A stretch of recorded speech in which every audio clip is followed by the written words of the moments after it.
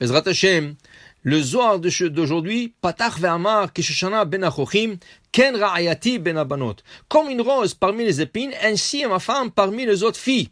Que veut dire Pekeshana ben achochim, dit Rabbi Shimon bar Yochai, Ba'akutcha berichou, les Badlon Israël, qui gavna delela. Akadosh Baruch Hu voulait élever le peuple d'Israël à très haut niveau spirituel. Il voulait élever Shoshana chada be'ara, et être comme cette rose unique sur terre parmi tous les épines. Chaque rose, sur sa tige, il y a des épines. Si on laisse les épines pousser trop, les épines risquent de perforer les pétales de la rose. Alors qu'est-ce qui est arrivé? Akadosh Baruch Hu a planté une rose parmi les épines, ça veut dire qu'il a fait descendre la famille de Yaakov, en Égypte, qui était là-bas un pays des épines, et Akadosh Baruch Hu tout de suite il est parti avec une grande armée de sauver cette rose et de la faire monter de là-bas, parce que si on ne cueille pas la rose à temps, les pétales, les épines risquent de perforer les pétales. Et voilà qu'Akadosh Baruch Hu sauve le peuple d'Israël. Il leur sauve avec des grands miracles. Il sort de l'Égypte. Il y a 10 plaies qui descendent sur Paro et sa nation. Il leur fait traverser la mer Rouge. Il coupe la mer Rouge en 12 morceaux. Il leur fait descendre la manne. Il leur donne de l'eau dans le désert. Il leur protège avec un kavod, des nuages de gloire. Tout ça en sortant de l'Égypte. Et voilà qu'ils arrivent sur le peuple d'Israël et ils fautent sur la terre d'Israël. Le palais du roi. Le roi est parti leur chercher et leur emmener chez lui à la maison et ils sont en train de fauter chez lui à la maison. Qu'est-ce qui arrive? Il est obligé de leur jeter de ce palais et leur renvoyer en exil. Et voilà qu'ils sont en Babylone. 70 ans d'exil et ils retournent. Mais quand ils retournent, il n'y a aucun miracle qui leur arrive. Il n'y a aucun prodige qui leur arrive. Il revient et il revient peu. Ils sont sortis quelques milliers de personnes et il revient que 40 000 personnes retournées en Israël. Pourquoi? Ils disent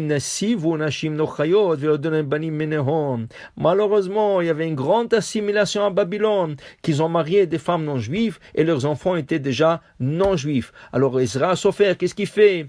Il trie et il emmène en Israël rien que les familles pures dont le père et la mère sont juifs. C'est le seul qui sont montés. Il n'y avait pas beaucoup. C'est pour cela, Akadosh Baruch Hu, quand il leur fait retourner en Israël, après 70 ans d'exil, il n'y a pas de prodige, il n'y a pas de miracle. Ils retournent un peu avec la tête bas. Mais est-ce qu'il n'y avait pas de miracle du tout? Non. Il y avait des miracles. Mais Akadosh Baruch Hu dit, je me cacherai derrière les scènes pour qu'ils ne voient pas le miracle. Quel était le grand miracle? À la fin de cet exil, voilà l'histoire de Purim se passe. Et Achashverosh qui a donné ordre de pendre Vashti, la Risha'a, la mécréante, la méchante, elle a été pendue, qu'il n'y avait pas une femme aussi belle, on dit dans cette génération comme Vashti, il l'a pendue, et voilà que ses ministres lui donnent l'idée que j'allais chercher une nouvelle femme. Pendant 4 ans, ils ont choisi toutes les belles filles au monde, 127 pays, 4 ans, et il a trouvé aucune de ces filles belles. Pourtant, il y avait de très belles filles.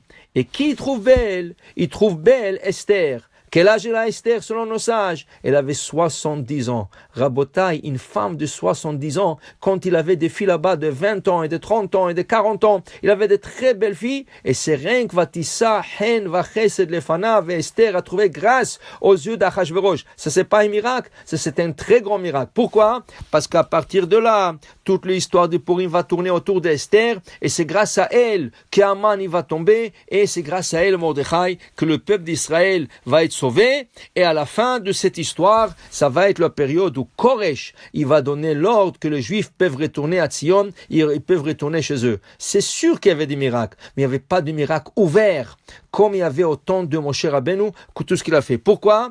Parce que malheureusement, ils se sont assimilés dans cette place, et quand ils sont retournés, il n'y avait pas aussi de grands miracles qu'Akadosh Baruch Hu leur a fait, malgré qu'Akadosh Baruch Hu est toujours là. Akadosh Baruch Hu lo yanum velo ishan shomer Israël. Il veille toujours, il ferme jamais les yeux, il veille toujours sur ses enfants Israël. Alors Bezrat Hashem, dans cette période où on voit tellement de choses difficiles qui se passent dans le monde, des virus, de toutes sortes de choses, qu'Akadosh Baruch Hu fasse des grands miracles pour arrêter toute la maladie, tout le virus, et Akadosh Baruch Hu fasse retourner son peuple à Tzion, bimera bemenu, baruch Adonai le'olam, amen ve amen.